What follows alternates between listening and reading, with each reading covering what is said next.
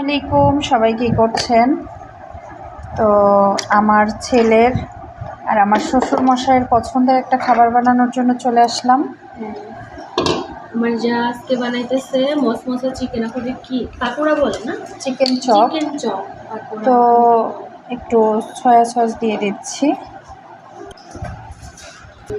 দিয়ে দেবো একটু জিরা বাটা, দিয়ে দিচ্ছি টমেটো কেচাপ,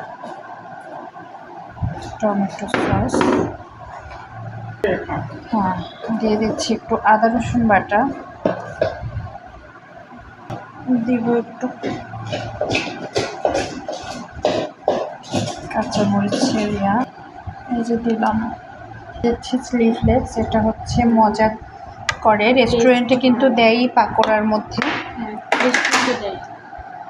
দিয়ে দিচ্ছি চালের গুঁড়া আর ময়দা মিক্সড করা, এটা কিন্তু মচমচা করবে।